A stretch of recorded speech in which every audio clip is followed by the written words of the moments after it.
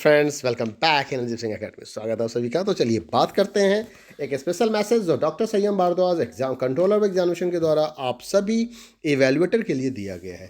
इन्होंने आज के डेट में ये मैसेज आया है आप सभी के लिए। आप देख सकते हैं जैसे कि सर्कुलर में इस मैसेज में लिखा हुआ है 7/12/2021 doctor Sanyam Bhardwaj controller of examinations duty during the term 1 examination of class 10th and 12th for the session of 2021 and 22। तो देखिए इसके द्वारा वो आखिर बताना क्या चाह रहे हैं। देखिए जैसा कि आप सभी लोग काफ़ी सारे पेपर्स का इवोल्यूशन अभी तक कर चुके होंगे, क्योंकि कई सारे एग्ज़ाम हो गए हैं, कुछ माइनर और मेजर सब्जेक्ट के एग्ज़ाम ऑलरेडी हो चुके हैं, लेकिन उसमें कई जगह पे समस्याएं आई हैं। समस्या इसलिए आई कि बच्चों ने ओएमआर सीट्स को प्रॉपर फिलिंग नहीं किया गाइडलाइन देने के बावजूद भी।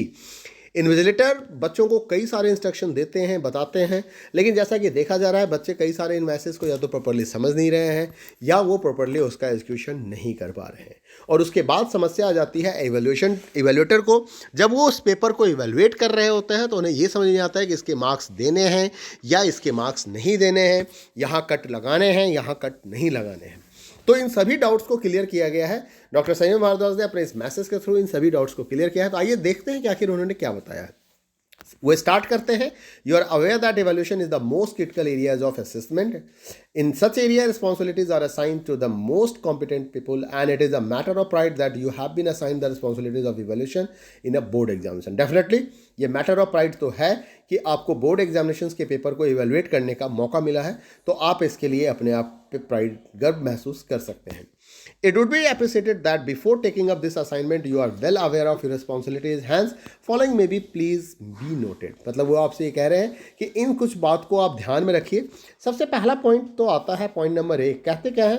For the first time evaluation is being done immediately after examination is over and mostly in the same schools from where students are getting education, meaning their by teachers would be evaluating their own students.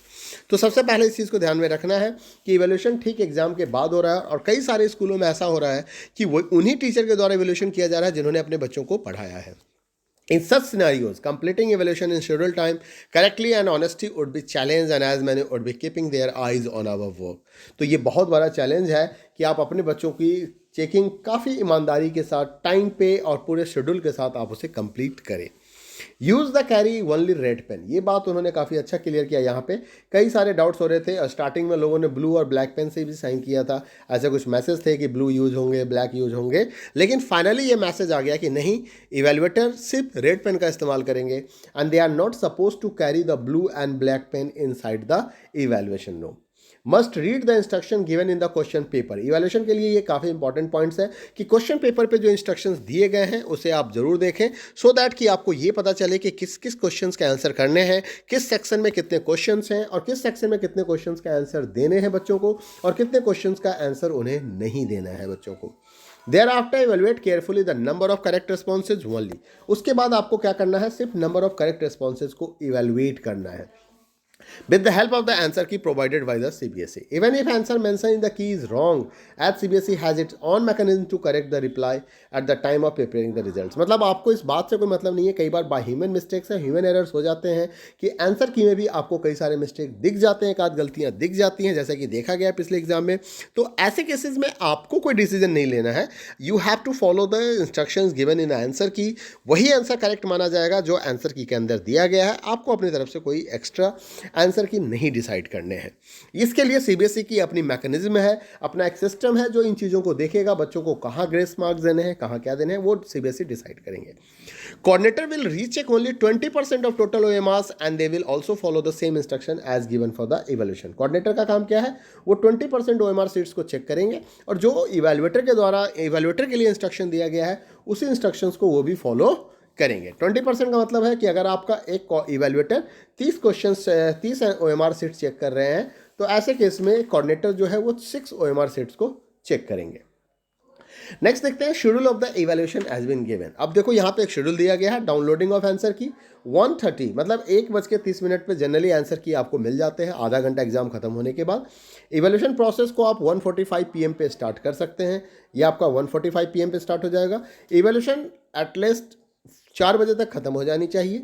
4 से 4:30 के बीच में marks upload हो जाने चाहिए और 4:30 से 5 के बीच में जो ceiling and dispatch of MR seat का प्रोसेस पूरा हो जाना चाहिए और 5 बजे तक पोस्टल ऑफिस की जो रिसिप्ट है वो अपलोड हो जानी चाहिए सीबीएसई वेबसाइट्स पे। ये काम इवेल्युएटर का नहीं है, ये काम डिप्टी सुपरिटेंडेंट और सेंटर सुपरिटेंडेंट का है। Method for responding questions in OMR as a given, ये इंस्ट्रक्शंस काफ़ी इंपॉर्टेंट है हम सभी के लिए। Check the responses only from the responses given in the box. अब इस चीज़ का ध्यान रखना है, बच्चे ने सर्कल को डार्क कर दिया लेकिन बॉक्स में उसने अगर कुछ नहीं लिखा है तो वो इवेलुएट नहीं होगा। आपको सिर्फ इस वाले पोर्शंस को देखना है कि ये सही किया गया है या नहीं किया गया। Answer written in the box will be considered for deciding the correctness of the reply। मतलब बच्चा सही कर रहा है या गलत कर रहा है, ये सिर्फ उस बॉक्स के अंदर जो आंसर लिखे गए हैं उसी से पता चलेगा। If no circle is darkened, this point is very important, if no circle is darkened and box is also not filled, ध्यान से समझिएगा, सर्कल को भी डार्क नहीं किया गया और बॉक्स को भी फिल नहीं किया गया और अनअटेम्प्ट को भी डार्क नहीं किया गया, ऐसे केस में इसको अनअटेम्प्टेड, नॉट अटेम्प्टेड माना जाएगा। इस क्वेश्चंस को आपको इवेलुएट करने की कोई जरूरत नहीं है, इसको नॉट अटेम्प्टेड की कैटेगरी में रखा जा रहा है। तो ये एक खुशखबरी हो सकती है बच्चों के लिए, उन बच्चों के लिए, क्योंकि मेरे पास कई सारे बच्चों के क्वेश्चन आ रहे थे कि सर मैंने तो गलती से डार्क नहीं किया, मैंने पूरा खाली छोड़ दिया, अब मेरा क्या होगा। तो उन बच्चों के लिए एक अच्छी खबर है। I am sure that you will with your personal involvement CBSE would be able to assess the students correctly. तो डॉक्टर संयम भारद्वाज का काफ़ी भरोसा है हम सभी के ऊपर।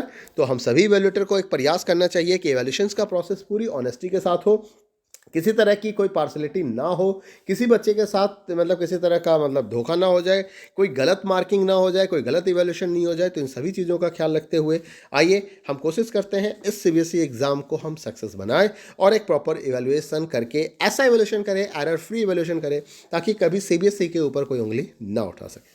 मिलते हैं अगले वीडियो में फिर एक नई इन्फॉर्मेशन के साथ, तब तक के लिए अपना ख्याल रखिए। Bye bye, take care.